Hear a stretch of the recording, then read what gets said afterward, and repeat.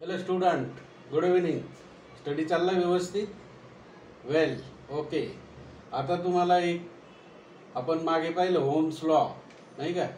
त्याचे 3 सूत्र पाहिले, समीकरणं पाहिले आणि त्या 3 सूत्रानुसार potential difference, electric current and resistance, बरोबर की नाही? आता unit of potential difference, electric current ampere, potential difference voltage and SI unit of resistance काय होतं? ओहम, बरोबर की नाही? हे सगळं आपल्याला ध्यानात पाहिजे. होईल थोडं 4-5 वेळा रिसायकल केलं की तुमच्या ऑटोमॅटिक लक्षात येईल. आता आपल्याला एक एक्झाम्पल पाहिजे, बोर्डाला कायम येत आहे.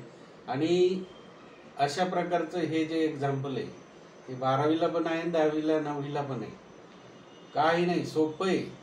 फक्त आर म्हणजे काय, PD म्हणजे काय, व्ही म्हणजे काय आणि ए म्हणजे काय, व्ही म्हणजे काय, हे आपल्याला फक्त माहिती असणं आवश्यक आहे. आता याचे फॉर्म्युले दिलेले आणि मग आता आपण याच्यावर काही examples, we will solve the some examples depend on the Ohm's law. There are 3 equations of Ohm's law. Examples on potential difference, resistance and electric current. Okay. आता मागे पाहिलेलं आहे आपल्याला क्वेश्चन दिलेलं आहे त्यांनी. V = 33 व्होल्टेज म्हणजे पोटेन्शियल डिफरन्स किती दिला? 33 व्होल्टेज. रेजिस्टन्स दिलाय 110 ओहम. रेजिस्टन्स किती दिलाय? 110 ओहम. आता हा दुसरा रेजिस्टन्स 500 ओहम दिलाय. का दिला? तर त्याच्यामधनं इलेक्ट्रिक करंट किती फ्लो होईल हे आपल्याला उत्तर काढायचं आहे. मग पहिलं जे आहे ओम्स लॉ काय आहे? I = V/R. R is the resistance आणि V इज द व्होल्टेज. मग त्यांनी काय दिले आपल्याला? 110 रेजिस्टन्स दिलाय आणि 33 काय दिलाय? व्होल्ट दिलाय. म्हणजे याच्यामध्ये आपल्याला फक्त काय करायचं? किंमत टाकायची. मग काय टाकायचं? V किती आहे? 33. म्हणजे आता इथं 33.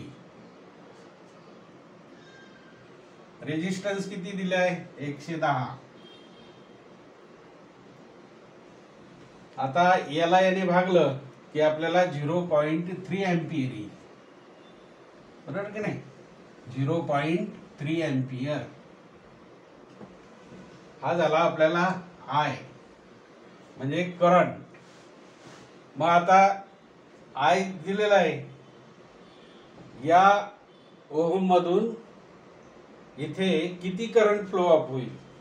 किती ओहम मधून? 500 ओहम मधून. मग काय होईल? I किती आलाय आपला? V.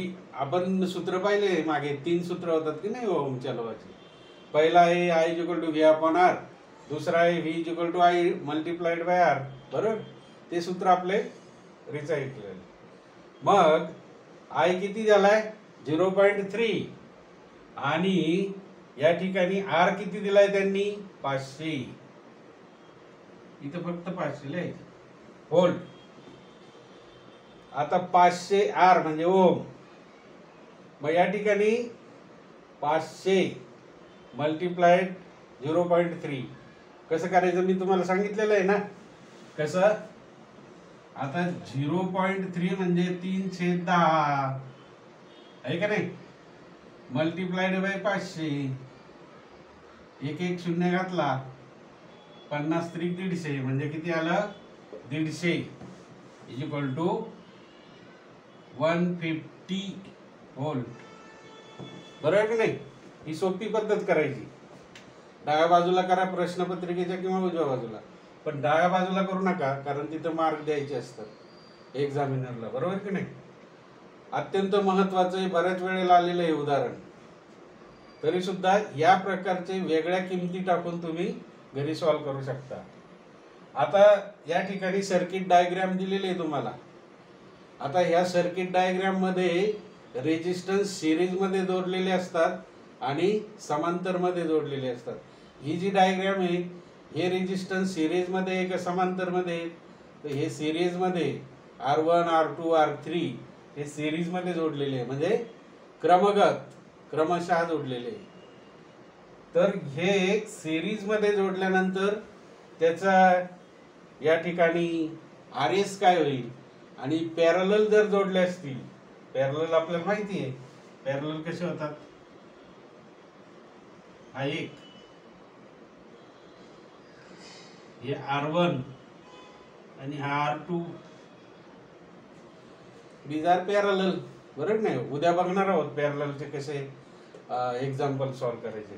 मग आता सिरीज मध्ये जोडलेले R1 R2 R3, मग R1 5 ओम आहे, R2 6 ओम आहे आणि R3 8 ओम दिलेला आहे. तर RS काढायचं आहे. सिरीज जर दिले तर RS इज इक्वल टू, हे सूत्र आहे फार सोपं आहे, R1 plus R2 plus R3. बरोबर. R1 किती दिलाय 5 प्लस R2 6, R3 किती दिलाय 8. यांची बेरीज करायची फक्त. 6 5 11 8 19, हे झालं ओम. 19 ओहम्स म्हणजे या ठिकाणी किती आले 19 ओम. आता आपल्याला I इथं 0.3 आणि RS हा आलेला आहे 19 ओम, बरोबर की नाही. हा 150 पोटेन्शियल डिफरन्स आलेला आहे आणि करंट किती आहे 0.3 एम्पियर, हा 0.3 एम्पियर. अशा प्रकारे 2 मार्काचं उदाहरण असतं. हे दोन. आता या प्रकारचं उदाहरण तुम्ही HW कोणतेही सूत्र घ्या, म्हणजे सूत्र तेच घ्या पण वेगवेगळ्या प्रकारचे PD, पोटेन्शियल डिफरन्स वेगळा घ्या, करंट वेगळा घ्या, एम्पियर दुसरा घ्या, रेजिस्टन्स दुसरा घ्या आणि सॉल्व करा अशा प्रकारे. ओके, समजलं. Thank you, bye.